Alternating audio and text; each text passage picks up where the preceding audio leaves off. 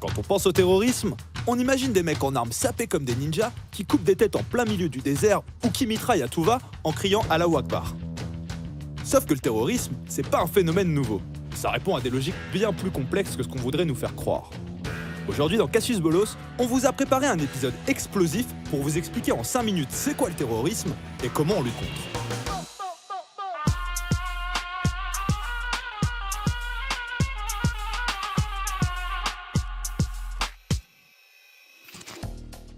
Avant toute chose, faut savoir de quoi on parle. Et c'est pas si simple, puisqu'il n'existe aucune définition du terrorisme qui mette tout le monde d'accord. D'une manière très large, le terrorisme c'est l'emploi de la violence armée à des fins politiques en temps de paix. De fait, le terrorisme a pris de nombreuses formes. D'abord, il y a le terrorisme idéologique et révolutionnaire. Son but, c'est le renversement et la destruction de l'ordre établi. Théorisé par les nihilistes russes et les anarchistes, il est connu en Europe depuis la fin du 19e suite à de nombreux assassinats d'hommes politiques et autres attentats à la bombe. Ainsi, la France a connu à cette époque plus d'une cinquantaine d'attentats anars sur son territoire. On retrouve ensuite le terrorisme révolutionnaire dans les années 70 et 80, avec des groupes comme Action Directe, la Bande Abadère ou encore les Brigades Rouges. C'est eux les nazis, Walter? Non, Denis, ces mecs sont des nihilistes. N'aie pas peur, ça craint rien. Ensuite, il y a ce qu'on pourrait appeler le terrorisme identitaire, qui fait appel aux sentiments communautaires ou religieux. Dans le genre, on pense aux Black Panthers ou au Ku Klux Klan. Mais surtout, on pense au terrorisme djihadiste. Bien que l'idée de guerre sainte soit ancienne, le djihadisme s'est structuré dans les années 80 à partir du mouvement des Moudjahidines afghans. À l'époque, ils étaient considérés par l'oncle Sam comme étant de respectables combattants de la liberté, puisqu'ils luttaient contre l'invasion soviétique en Afghanistan. Parmi eux, un certain Oussama Ben Laden, qui a fini par foutre pas mal de bordel avec ses copains d'Al-Qaïda et en a inspiré tellement après lui qu'on n'a même pas la force de les citer. Enfin, faut citer le terrorisme indépendantiste, celui qui lutte contre l'occupation étrangère. Au XXe siècle, ce sont des organisations comme l'IRA en Irlande du Nord, ETA au Pays Basque ou encore le Front de Libération Nationale Corse qui feront parler d'elle en commettant de nombreuses atrocités au nom de la liberté.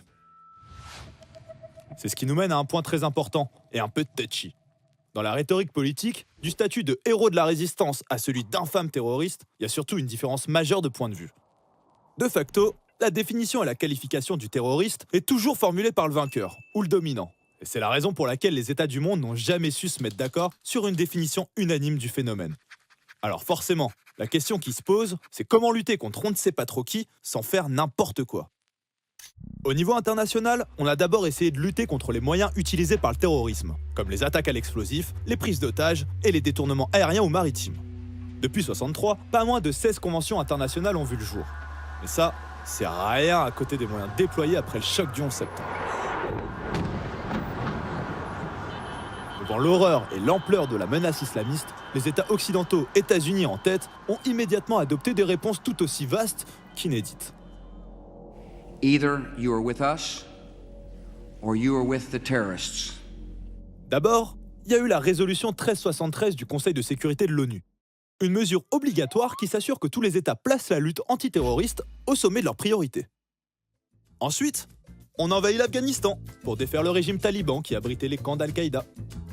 Pour la première fois, la communauté internationale assimile actes terroristes et actes de guerre. De cette manière, on justifie l'emploi de la force armée contre des groupes non étatiques à l'étranger ou les États susceptibles de les soutenir. Et c'est vite parti en vrille. Our war against terror is only beginning. Our enemy is a radical network of terrorists. L'entrée des troupes américaines dans Bagdad, c'est le Every fait government principal that de supports them. Constitute an axis of evil. Le cœur de Bagdad Axis of enflamme evil. ce matin. La guerre contre le terrorisme dans la ligne de mire des Nations Unies. Justement, abordons la question de la légitimité et de la légalité des moyens employés. Statistiquement dans le monde, le terrorisme n'est pas la menace la plus meurtrière. En France, depuis 2000, il y a eu plus de décès liés à des accidents de chasse ou à des accidents de la route qu'aux nombreuses attaques terroristes.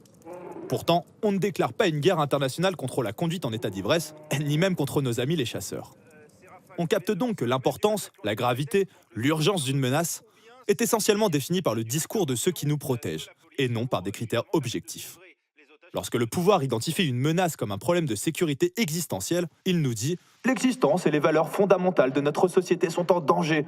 Il est donc nécessaire de prendre des mesures exceptionnelles et de déroger aux principes habituels pour y faire face. » Grâce à ça, on justifie la promulgation de lois liberticides comme le Patriot Act en 2001, l'intégration de l'état d'urgence dans le droit commun en France, ou l'existence de prisons cheloues comme Guantanamo et d'autres, où les individus soupçonnés de terrorisme sont emprisonnés sans chef d'accusation et sans procès.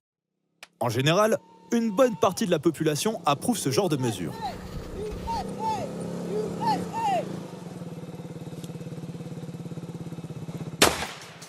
Bref, le terrorisme ne date pas d'hier, et il a encore de beaux jours devant lui. Phénomène multiforme aux contours imprécis et à géométrie variable, le terrorisme est la tactique du faible et la crainte des forts. Avec le risque que des groupuscules mettent un jour la main sur des armes de destruction massive, la difficulté principale de nos démocraties est aujourd'hui de savoir jusqu'où la réponse à la menace peut aller. Malgré l'impérieuse nécessité, il ne faut pas oublier que lutter contre le terrorisme international avec des moyens militaires ou illégaux, c'est faire des victimes collatérales, et ça alimente la cause que l'on combat. En témoigne le bilan désastreux des campagnes d'Afghanistan et d'Irak. Rappelons que c'est le chaos engendré par Bush Jr. qui a permis à l'État islamique de prospérer là-bas quelques années plus tard. Qu'en Afghanistan, les talibans ont repris le contrôle de toute une partie du pays, et qu'au final, ces 20 dernières années, la lutte internationale contre le terrorisme a fait 3 fois plus de morts que le terrorisme lui-même.